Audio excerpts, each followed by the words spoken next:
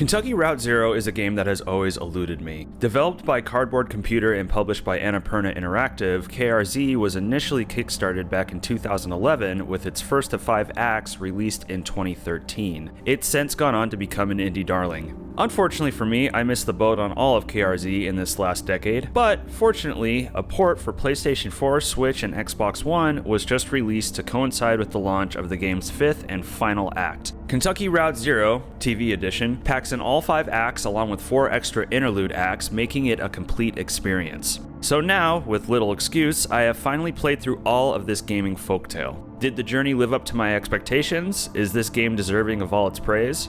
Let's find out. Kentucky Route Zero is a magnificent looking game. Though it may appear modest at first, it's not long before the game starts bursting at the seams with sheer artistic brilliance. This is a game that revels in the magic of the mundane, and while the individual elements of the graphics may also appear this way, when they come together they are truly something to behold. An intelligent pattern of geometric shapes and muted colors that form an alluring composition that hooks the player almost immediately. The developers really have a knack for maintaining a consistent, ethereal, and mysterious atmosphere throughout the game, with scenes almost flowing into each other or the environments themselves transforming to fit what is happening in the narrative. It's a cliche to say, but truly some of the best characters in this game are the environments themselves.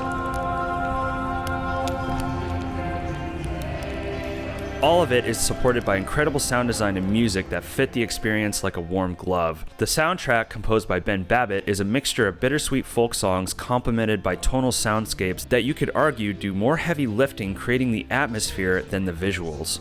Unfortunately, I ran into one real noticeable graphical glitch, this sort of static that pops up in the backgrounds of scenes from time to time. At first I wondered if this was artistic intention, but even if it was, it still looks like a bug. Luckily, these occurrences are rare. It's a blemish, but all beautiful things have blemishes.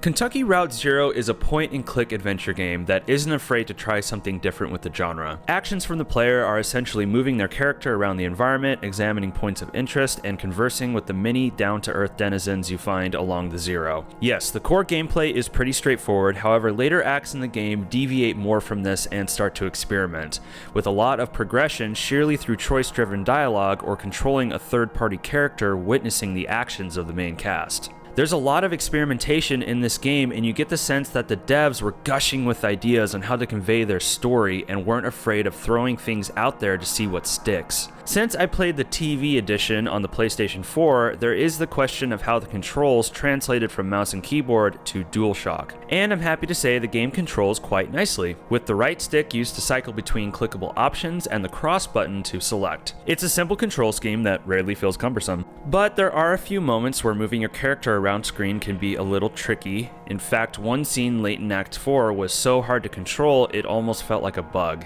In fact, it actually might have been. Conversations play out strictly in text, but luckily feel snappy and never verbose or boring, a mistake I often find in a lot of adventure titles and RPGs. Often the player will have choices on what characters will say next, and the responses vary quite a bit. In fact, the player usually has agency in the details of the story itself, particularly with a character's development. This comes into play more in Act 4, where the game starts to experiment a lot more with how the narrative progresses and makes the player choose the scenes they want to see. However, these light, choose-your-own-adventure moments don't really have any major effect on the story as a whole past your own interpretation, but they are still appreciated. Clearly, this isn't a traditional adventure title. There aren't any real puzzles, no inventory of any kind, nor any actual challenge. And if I'm being honest, I was a little disappointed that KRZ didn't have any of these traditional elements. Look, I can't help it. I grew up a LucasArts kid. My idea of an adventure game are titles like Full Throttle and Grim Fandango, where there is a balance of good story and compelling gameplay. These games were mental hikes.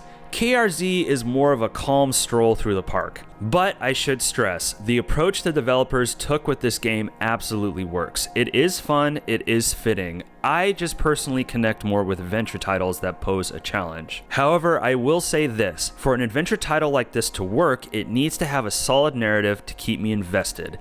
And luckily, There's a term you need to embrace if Kentucky Route Zero is to be appreciated.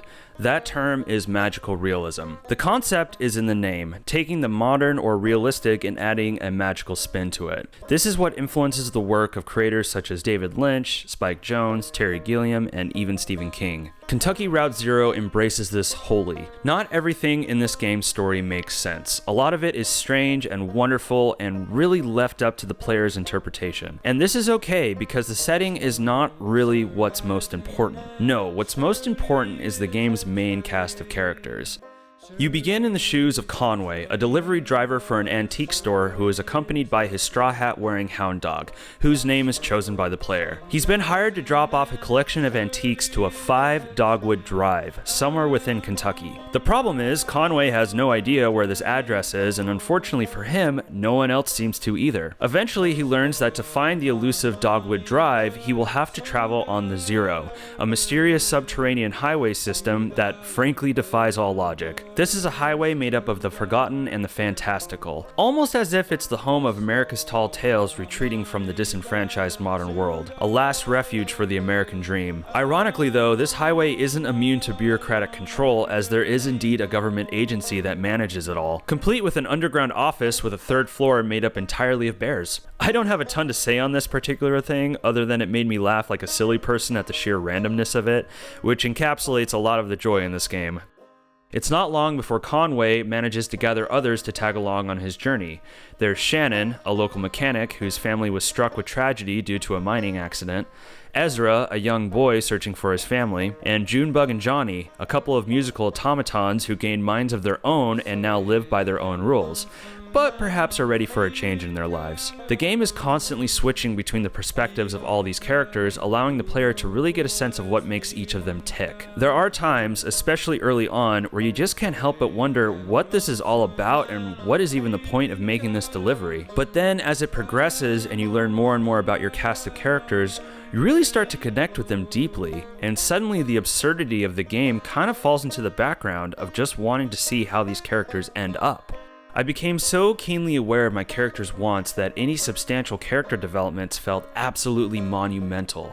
Unfortunately, I can't say the same for the game's 4 interludes. These short vignettes break up the 5 main acts and serve to flesh out some of the background narrative going on in the story. Each one is its own experimental gameplay sequence, and while I would say they're successful in fleshing out the world of KRZ, I often just felt kind of bored and impatient playing through these. Frankly, it's because I was so eager to see what would happen next for the main cast of characters that these interludes just felt like roadblocks, focusing on characters that I didn't really care much about. You may feel differently about these if you play this game, but also don't feel guilty if you skip them or just save them for after you've beaten Act 5. Also, while on the subject of Act 5, there may be some of you watching this review who have been playing through KRZ through the years and just want to know how Act 5 turned out. Well, the developers certainly made some interesting and unexpected choices for how to put a bow on their 7-year epic, but I did find it to be a fitting and bittersweet ending to this tale.